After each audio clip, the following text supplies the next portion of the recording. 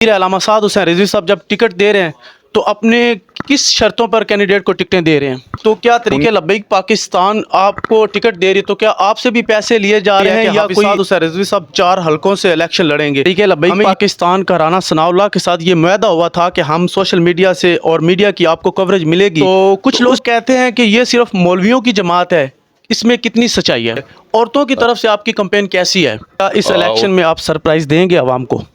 جی بسم اللہ الرحمن الرحیم، السلام علیکم ناظرین کرام، ہم اس وقت موجود ہیں PP 171 کے امیدوار چودھری اعجاز گجر کے ساتھ ہیں۔ ان سے جانتے ہیں کہ الیکشن کے حوالے سے آپ کی کیا تیاری ہے اور آگے کیا کرنے جا رہے ہیں۔ السلام علیکم۔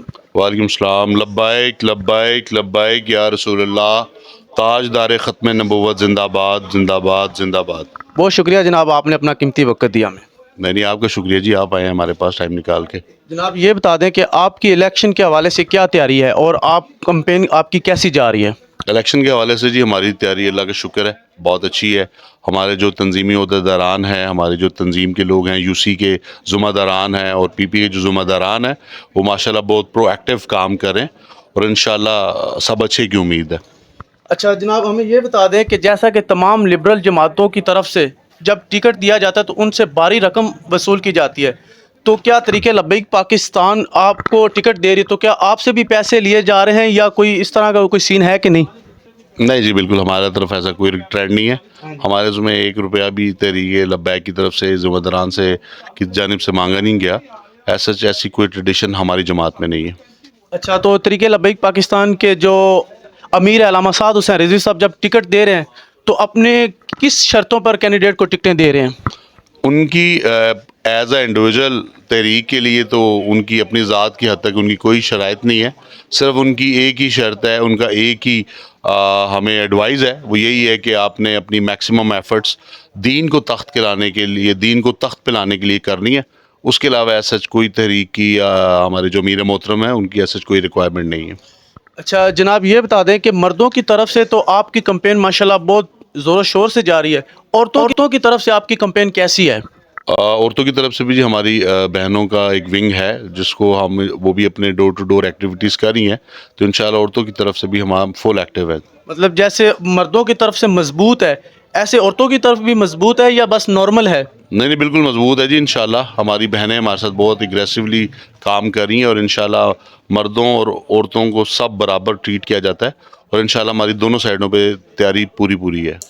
اچھا، سوشل میڈیا پہ یہ خبر وائرل ہو رہی ہے کہ حافظ سعد حسین رضوی صاحب 4 حلقوں سے الیکشن لڑیں گے۔ ہمیں یہ بتا دیں کہ وہ کون سے حلقے اور کس شہر سے حافظ سعد حسین رضوی صاحب الیکشن لڑ رہے ہیں؟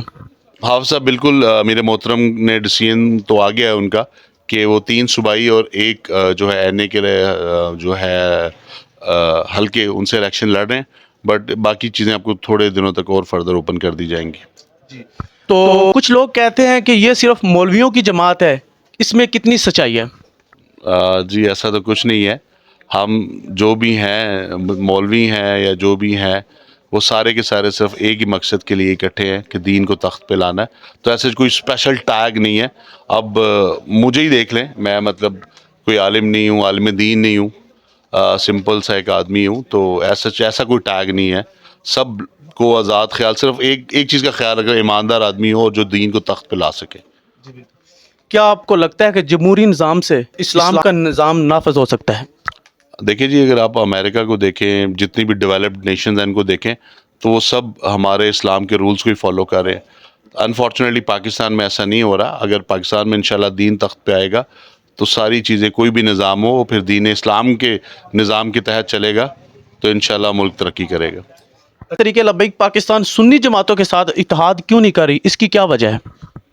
ابھی جی صرف نظریے کا فرق ہے اور اس پہ بھی ورکنگ جاری ہے، تو لیکن اتحاد کسی سے نہیں ہوگا اور ایسا کچھ بھی نہیں ہے۔ جو ہماری تنظیم ہے تحریک لبیک، وہ انڈیویجولی ہی الیکشن کانٹیسٹ کرے گی، تو کسی بھی جماعت کے ساتھ ہماری کوئی سیٹ ٹو سیٹ ایڈجسٹمنٹ نہیں ہو رہی۔ نہیں، ابھی ہمیں خبر پہنچی ہے کہ طریقے لبیک پاکستان کے ساتھ جماعت اسلامی اور مولانا فضل الرحمان کے رابطے جاری ہیں، تو کیا یہ سچ ہے؟ اگر رابطے ہو تو جماعت اسلامی اپنے کینڈیڈیٹ ہی نہ کھڑے کرے۔ آپ دیکھیں گے ہر جو بھی یہاں پہ حلقے ہیں ان میں ہمارے ساتھ ساتھ جماعت اسلامی کے کینڈیڈیٹ بھی اپنے ڈاکومنٹس جمع کروا رہے ہیں، تو ایسا یہ کوئی بات اس میں صداقت نہیں ہے۔ अच्छा, तरीके लब्बैक पाकिस्तान को मीडिया कवरेज क्यों नहीं दे रही और सोशल मीडिया पे जो पाबंदियां लगी हुई हैं ये क्यों नहीं हटाई जा रही? ये सब जी वही लोग हैं जो कि यहूदीज़म और उनको सपोर्ट करते हैं, ये सारे उनके पिट्ठू हैं जो कि हमें आज़ादी नहीं देना नहीं चाह रहे, लेकिन हमें उसकी कोई परवाह नहीं है। दीन सल्लल्लाहु अलैहि वसल्लम का दीन तख्त पे आएगा और वो आके ही रहेगा, उसके लिए हमें किसी सोशल मीडिया की ज़रूरत नहीं है। नई तरीके लब्बैक पाकिस्तान का राना सनाउल्लाह के साथ ये मुआहदा हुआ था कि हम सोशल मीडिया से और मीडिया की आपको कवरेज मिलेगी, तो उस पर हाफिज साद से रिजवी साहब ने अमल दरामद क्यों नहीं करवाया, इसकी क्या वजह है? इसके बारे में मैं कुछ जवाब नहीं दे सकता जी। जी बिल्कुल। तो अगर अल्लाह करे पाकिस्तान में निज़ाम मुस्तफ़ा आता है तो सबसे पहले क्या तब्दीली लाएंगे आप?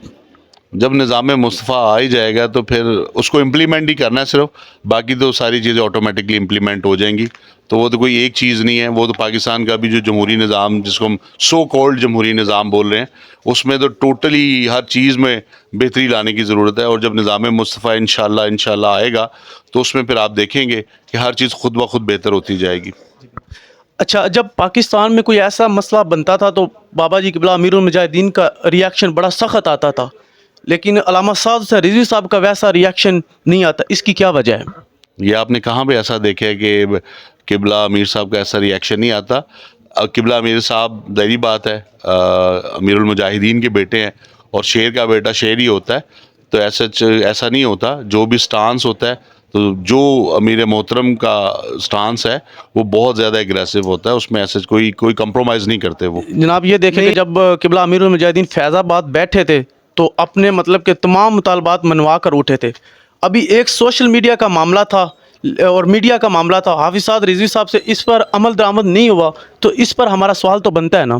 नहीं, बिल्कुल आपका सवाल बनता है, लेकिन बात ये है ना जी कि ये सारे वो लोग हैं जो कि पाकिस्तान में निज़ाम मुस्तफ़ा आना नहीं देना चाह रहे, तो इस पर हम प्रोटेस्ट कर रहे हैं। इंटरनेशनली भी हमारी बातचीत चल रही है।